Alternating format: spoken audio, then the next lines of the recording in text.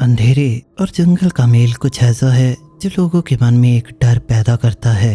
डर किसी चीज के उनका पीछा करने का, कि कोई उस अंधेरे में छिपा पेड़ों के बीच से उन्हें देख रहा होगा।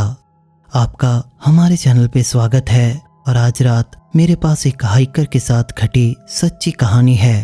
तो चलिए इसे शुरू करते हैं। This stuff I don't show from Rick. मैं एक यूट्यूबर हूँ, लेकिन मैं उस पहलू को पूरी तरह से एनोनिमस रखना चाहता हूँ, इसीलिए मैं खुद को बस रिचलाइन रिक कहूँगा। मेरे फैंस हमेशा मुझसे पूछते हैं कि मैं नाइट टाइम कैंपिंग वीडियो क्यों नहीं अपलोड करता, क्योंकि आप देखिए मैं एक आउटडोर यूट्यूबर हूँ। वो कहते हैं मुझे आपका चैनल बहुत पसंद है, लेकिन कुछ एस्ट्रो फोटोग्राफी कंटेंट देखना अच्छा लगेगा। रिक कभी नॉक्ट्यूर्नल वाइल्ड लाइफ पर एक सीरीज करने का सोचा है, लेकिन मैं उन्हें हर बार वही जवाब देता हूँ कि मेरा कैमरा इक्विपमेंट लो लाइट में अच्छा परफॉर्म नहीं करता और मुझे डे लाइट हाइकिंग की सेफ्टी ज़्यादा पसंद है।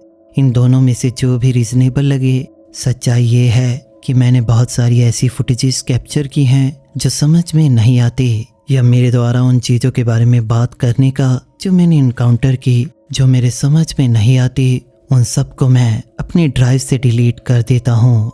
मुझे डर है कि अगर मैं अपने फ़ैन के साथ इन चीज़ों के बारे में बात करूँ तो वो सोचेंगे कि मैंने अपना दिमाग खो दिया है। अब मेरे चैनल के बारे में बस मैं हूँ जो ब्रिटिश कोलंबिया और एल्बर्टा में हाइकिंग करता हूँ, लोगों को ट्रेल्स दिखाता हूँ, गियर रिव्यू करता हूँ, शायद कुछ बुशक्राफ्ट स्टफ। ये कूल है क्योंकि इसकी बदौलत मैं कुछ साल पहले लंबर यार्ड की अपनी नौकरी छोड़ पाया। मेरी पत्नी शोआना को पहले लगा कि मैं पागल हूँ, लेकिन आजकल वो मेरी वीडियोस एडिट करने और बिजनेस ईमेल मैनेज करने में मदद करती है। मेरी फिलॉसफी है कि इसे सिंपल और ऑथेंटिकेट रखो और यही लोगों को पसंद आता है। मैं इन पहाड़ों में तब से हाइक कर रहा हूँ जब मैं एक छोटा बच्चा था। मेरे ग्रैंडफादर बहुत केयरफुल इंसान थे। उन्होंने मुझे लैंड को पढ़ना और उसकी रिस्पेक्ट करना सिखाया। उन्होंने ये भी सिखाया कि वहाँ कुछ चीज़ें ऐसी भी हैं जो सिर्फ रिस्पेक्ट से ज़्यादा कुछ मांगती हैं। उन्हें अपनी दूरी चाहिए। उनकी पुरानी तरह की बातें हमेशा अनक्लियर होती थी, इसलिए मुझे समझ नहीं आता था कि उनका मतलब क्या था, जब तक कि लगभग 3 साल पहले मेरे साथ ये नहीं हुआ। पहली बार जब मुझे कुछ सचमुच गलत और अजीब लगा, वो किन बास्केट लेक के पास की बात है। मैं बैक कंट्री कैंपिंग पर एक सीरीज कर रहा था, एक 5 डेज सोलो हाइक फिल्म। दूसरी रात को मैं किसी भी ट्रेल से लगभग 15 किलोमीटर दूर था और वहाँ प्रॉपर विल्डरनेस थी।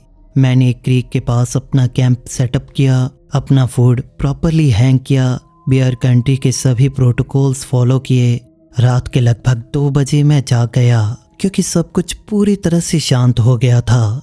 ये बहुत अजीब है ना, आप एक्सपेक्ट करते हैं कि कोई लाउड सडन नॉइस आपको जगाए, लेकिन इसके उल्टा भी होता है। अगर आप एक निश्चित मात्रा में नॉइस सुनने के आदी हैं, वे सब एकदम शांत हो जाती है तो भी आप जाग जाते हैं। मैं अपने टेंट में लेटा हुआ था, अपनी हार्ट बीट सुन रहा था, किसी चीज़ के होने का वेट कर रहा था, और हुआ भी। मुझे फुटस्टेप्स सुनाई दिए। ऐसा लग रहा था जैसे कोई मेरे कैंप के चारों ओर चक्कर लगा रहा हो। यह अजीब बात थी, ये पैटर्न में हो रहा था। वो 2 स्टेप लेता, फिर थोड़ी देर रुकता, 2 और स्टेप, फिर पॉज। ये किसी भी एनिमल से मैच नहीं करता था जिसके बारे में मैं जानता था। ज़्यादातर समय वे बस इन्वेस्टिगेट करते हैं या चले जाते हैं। वे आपके चारों ओर पेशेंट के साथ चक्कर नहीं लगाते, जैसे कि वो आपको ऑब्जर्व कर रहे हों। आदत से मजबूर मैंने अपना कैमरा पकड़ा। सब कुछ डॉक्यूमेंट करना है ना। इंफ्रारेड ने कुछ भी नहीं पकड़ा, लेकिन वो फुटस्टेप्स कंटिन्यू होते रहे। 2 स्टेप पॉज, 2 स्टेप पॉज। वे ना तो करीब आ रहे थे और ना ही दूर जा रहे थे, लेकिन अभी भी सर्कल कर रहे थे। ये लगभग 1 घंटे तक चला। फिर मैं कसम खाता हूँ कि ये सच है। मैंने अपने टेंट के बाहर से अपनी ही वॉइस सुनी। उसने कहा, हेलो। इसमें एक ऑड इन्फ्लेक्शन था, जैसे कि वो मेरी आवाज़ में बोलने का प्रैक्टिस कर रहा हो। मैंने कोई मूवमेंट नहीं की, कोई रिस्पॉन्स नहीं दिया। मेरे ग्रैंडफादर ने मुझे उन चीज़ों के बारे में कहानियाँ बताई थी जो ह्यूमन वॉइस को मिमिक करके आपको बाहर आने के लिए मजबूर करती हैं। तब मुझे लगता था कि ये बस बच्चों को डराकर अंधेरे के बाद अंदर रखने के लिए स्टोरीज थी। लेकिन अपनी ही वॉइस को सुनकर, जो किसी तरह से मैं नहीं था, मुझे अचानक उनके हर एक शब्द पर लिटरली विश्वास हो गया। आखिरकार सूरज निकला, नॉर्मल साउंड्स वापस आ गए। मैंने बाहर निकलकर देखा, मेरे कैंप के चारों ओर फुटप्रिंट्स के निशान थे, वो भी किसी इंसान के नंगे पैरों के, लेकिन वो किसी इंसान के लिए बहुत ज़्यादा बड़े थे, क्योंकि ये फुटस्टेप्स लंबे थे, जैसे साइज 15 या इसके आसपास के। मुझे फुटस्टेप्स देखकर समझ में आया कि मुझे 2 स्टेप और फिर पॉज क्यों सुनाई दे रहा था, क्योंकि फुटप्रिंट्स भी उसी तरह से दिख रहे थे। रैंडमली 2 स्टेप के बाद रुकते थे, फिर शुरू होते थे। मेरी फुटेज में कुछ भी कैप्चर नहीं हुआ। हालांकि मैंने चीज़ें रिकॉर्ड की थी, लेकिन जो मैंने वॉइस सुनी थी वो भी रिकॉर्ड नहीं हुई। मुझे नहीं पता कैसे। मुझे लगा कि शायद मैं सपना देख रहा था, या शायद कोई बुरा सपना, और मैं इस घटना को कैमरा के सामने डिस्कस नहीं करना चाहता था। फिर से बताना चाहूँगा कि मुझे अपनी क्रेडिबिलिटी पसंद है जैसी ये है, और मैं कोई वियर्डो नहीं दिखना चाहता। लेकिन ये आखिरी एक्सपीरियंस नहीं था। इसके कई महीने बाद मैं रॉकीज में माउंट रॉबसन के पास फिल्म कर रहा था। ये सितंबर का टाइम था, जब वेदर बिल्कुल परफेक्ट था। मैं फॉल हाइकिंग प्रेप पर एक वीडियो बना रहा था। मैं वहाँ 4 दिन से था। अच्छा कंटेंट बन रहा था। मुझे बहुत मज़ा आ रहा था। इस ट्रिप की आखिरी रात को मैं लगभग 2400 मीटर की ऊंचाई पर कैंपिंग कर रहा था, एक खूबसूरत स्पॉट पर, जहाँ से उस घाटी का पूरा खूबसूरत नज़ारा दिखता था और जहाँ मीलों तक कोई भी नहीं था। मैंने सूरज छिपने के वक्त एक टाइम लैप्स फिल्म करने का डिसाइड किया, जब मुझे कैमरा के व्यू फाइंडर के थ्रू कुछ नोटिस हुआ।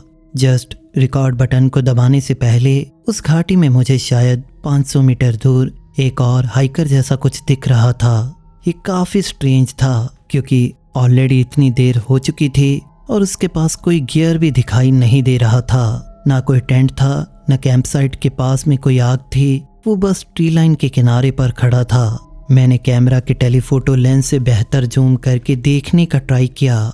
कैमरा के थ्रू मैं देख सकता था कि वो एक आदमी था, लंबा और पतला था। उसने आम रेगुलर कपड़े पहने थे। उसने टी शर्ट और जीन पहनी थी, और उस ऊंचाई पर उसे रात होने के साथ ठंड महसूस होनी चाहिए थी। लेकिन वो बस वहीं खड़ा था, मेरी डायरेक्शन में देखते हुए, बिना कांपते हुए। मैंने उसे लेंस के थ्रू लगभग 10 मिनट तक देखा। वो अभी भी अपनी जगह से हिला नहीं था, यहाँ तक कि उसने अपना वजन भी दूसरे पाँव पर शिफ्ट नहीं किया था। वो आदमी किसी मूर्ति के जैसा था। मैं कैमरा को पैक करने वाला था जब मैंने उसे अचानक अपनी एक बाजू को उठाते हुए देखा, और वो धीरे धीरे मेरी तरफ वेव करने लगा। रिफ्लेक्स से मैंने भी उसे वेव बैक किया। ट्रेल्स पर आप अक्सर ऐसा करते हैं, दूसरे हाइकर्स को एक्नॉलेज करते हैं। और फिर वो चलने लगा, किसी ट्रेल पर नहीं, बल्कि सीधा मेरे कैंप की डायरेक्शन की ओर, स्लोप पर, टूटे हुए पेड़ों और चट्टानों के ऊपर से परफेक्टली स्ट्रेट लाइन में। ये ऐसा था जैसे ऑब्स्टिकल वहाँ नहीं थे। और अजीब बात यह है कि वो बहुत तेजी से मूव कर रहा था। वो भाग नहीं रहा था, लेकिन फिर भी काफ़ी ज़्यादा डिस्टेंस को कवर कर रहा था। जो डिस्टेंस उसे कम से कम 1 घंटे में कवर करना चाहिए था, वो उसे सिर्फ 10 मिनट में कवर कर रहा था। और जिस तरह से वो मूव कर रहा था वो काफ़ी अजीब था, क्योंकि उसने अपने घुटने मोड़े ही नहीं, वो अपनी बाजुएं भी बिल्कुल हिला नहीं रहा था। वो किसी इंसान से कहीं ज़्यादा एक रोबोट के जैसा लग रहा था। मैंने तुरंत अपनी चीज़ें पैक करना शुरू किया। सब कुछ अपने बैकपैक में फेंक दिया। आग को प्रॉपरली बुझाया भी नहीं। मुझे ये ओवरवेलमिंग फीलिंग आ रही थी कि जब वो वहाँ पहुँचेगा मुझे वहाँ नहीं होना चाहिए। जब मैं जा रहा था मैंने एक बार पीछे मुड़कर देखा। वो एग्जैक्टली वहीं खड़ा था जहाँ मेरा टेंट था, उसी पोजीशन में, उस डायरेक्शन में देखते हुए जिस तरफ मैं जा रहा था। मैंने अंधेरे में हाइक किया, जो मैं कभी नहीं करता, बजाय इसके कि वहाँ कहीं कैंप करूं। जब मैंने बाद में कैमरा चेक किया तो मुझे रियलाइज़ हुआ कि मैंने रिकॉर्ड बटन कभी दबाया ही नहीं। इससे जुड़ा सबसे खराब इंसिडेंट पिछले साल हुआ। मैं बीसी के इंटीरियर में विंटर कैंपिंग वीडियो कर रहा था। एक वीडियो जैसे सर्वाइविंग -30 डिग्री सेल्सियस, जो हमेशा अच्छे व्यूज लाता है। मैं पहले से ही 2 रातों से बाहर था। सब कुछ अच्छा चल रहा था। मुझे अच्छी फुटेज मिल रही थी। कोई इक्विपमेंट फेलियर नहीं। यहाँ तक कि मैंने कुछ वुल्फ्स को भी कुछ दूरी से देखा, जो कंटेंट के लिए बहुत अच्छा था। एक रात मैं किसी के सूंघने की आवाज से जागा, जो मेरे विंटर शेल्टर के आसपास से आ रही थी। मैंने एक काम चलाऊ स्नो शेल्टर बनाया था और कोई चीज पक्का उसे इन्वेस्टिगेट कर रही थी। मेरे दिमाग में जो सबसे पहले आया वो था कि एक वोल्वरीन हो सकता है, क्योंकि ये क्यूरियस और काफी बोल्ड एनिमल होते हैं। लेकिन फिर मुझे सांसों की आवाज सुनाई दी। वो बिल्कुल मेरे ऊपर से आ रही थी, कुछ मेरे शेल्टर के ऊपर था। वो किसी वुल्वरीन जैसा नहीं लग रहा था। ऐसा लग रहा था जैसे कुछ बर्फ के बीच से मुझे सूंघने की कोशिश कर रहा था। ये जो कुछ भी ऊपर था वो काफी भारी था, काफी ज्यादा भारी। इतना वजन था कि उस काम चलाऊ स्नो शेल्टर को टूट जाना चाहिए था, लेकिन वो किसी तरह से इस वजन को सह रहा था। और फिर उस चीज ने बोला और एक वॉइस सुनाई दी जिसे मैं जानता था। वो चीज जो पहले मेरी वॉइस मिमिक कर चुकी थी, वो मेरा नाम बोलने की कोशिश कर रही थी। ये बिल्कुल ऐसा था जैसे कोई अपने मुंह में पानी भरकर बोलने की कोशिश कर रहा हो। 10वीं कोशिश तक ये एग्जैक्टली शौना की तरह लग रही थी, जो मेरी वाइफ की वॉइस थी। परफेक्ट रिप्रोडक्शन जो किसी ऐसी आवाज से आ रही थी जो इस सुनसान वीराने में मेरे स्नो शेल्टर के ऊपर बैठी थी। मैं सुबह तक उस शेल्टर में रहा, इतना डरा हुआ कि कैमरा ऑन करने का भी ट्राई नहीं किया। मैं उस शेल्टर के ऊपर जो कुछ भी था वो भी वहीं पर रहा। बीच बीच में अलग अलग आवाज़ों में अलग अलग शब्द बोलता रहा। मैं कसम खाता हूँ, कुछ पॉइंट पर मुझे ये मेरी माँ की आवाज़ के जैसा लग रहा था, जो मुझे बचपन में डिनर के लिए बुलाती थी। मेरा बड़ी डेल पूछ रहा था कि क्या मुझे एक और बियर चाहिए। मेरे ग्रैंडपा मुझे जंगल में केयरफुल रहने को कह रहे थे। ये सब आवाज़ें बिल्कुल परफेक्ट थी, लेकिन ये सब गलत फील हो रहा था, क्योंकि वो जहाँ से आ रही थी वो कोई ऐसा था जिसे मैं नहीं जानता था। जब सूरज निकला मुझे कुछ हिलने की आवाज़ सुनाई दी। ये काफ़ी भारी फुटस्टेप थे, लेकिन इनके बीच में अजीब सी स्पेस थी, खासकर ऐसी चीज़ के लिए जो इतनी हैवी थी। जब मैं फाइनली बाहर निकला, वहाँ ट्रैक थे। वो मेरे शेल्टर से शुरू होकर लगभग 50 मीटर तक पेड़ों के बीच जा रहे थे और फिर बस रुक गए, जैसे कि ये जो कुछ उन्हें बनाया था वो या तो पेड़ों पर चढ़ गया या बस वहां से गायब हो गया। वो ट्रैक खुद काफी बड़े थे, लगभग 40 सेंटीमीटर के, लेकिन किसी ह्यूमन के पैरों की शेप के। उसके टोज पूरी तरह से अलग थे, लेकिन मैंने 6 गिने और वो डीप थे। मैं अपने एक्सपीरियंस से कहूँगा कि जो कुछ भी उन्हें बनाया था वो कम से कम 150 किलोग्राम के आसपास का था। ये एक लौता इंसिडेंट नहीं है। एक बार किसी चीज़ ने मुझे लगभग 8 किलोमीटर तक फॉलो किया, हमेशा मेरी नज़र से बाहर रहकर और साउंड बनाकर, जैसे वो चाहता था कि मुझे पता हो कि वो वहाँ है। एक बार मुझे एक डियर की बॉडी मिली 70 फीट ऊपर एक पेड़ के ऊपर टंगी, और जिसे कुछ ही समय पहले मारा गया था, जिसमें ट्रंक पर कोई क्लोज मार्क नहीं थे। और एक बार जब मैंने एक सर्टेन वैली की जो हर फोटो ली वो पूरी तरह ग्लिच्ड आई, और मैंने होप किया कि ये बस मेल फंक्शन था। अब तक जो मैं एनोनिमसली कर रहा हूँ, मैंने इन इंसिडेंट को अपनी ऑडियंस से दूर रखा, क्योंकि उन्हें ये जानने की ज़रूरत नहीं है कि मैं कभी कभी फिल्म लोकेशंस छोड़ देता हूँ जब कुछ मुझे अजीब लगता है। उन्हें ये जानने की ज़रूरत नहीं कि बैकअप जीपीएस बीकन स्पेसिफिकली उन लोकेशंस के लिए है जिनका रेगुलर इमरजेंसी से कुछ लेना देना नहीं है। अगर मैं उन्हें बताऊं कि मैं टबैको और सेज बर्न करने के लिए साथ रखता हूं जस्ट इन केस, वो मुझे क्रेजी कहेंगे, लेकिन कम से कम मैं उन जंगलों से बाहर जीवित निकल आया हूं।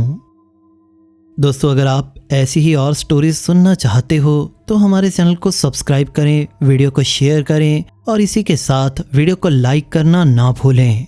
मिलते हैं किसी सच्ची कहानी के साथ अगली वीडियो में।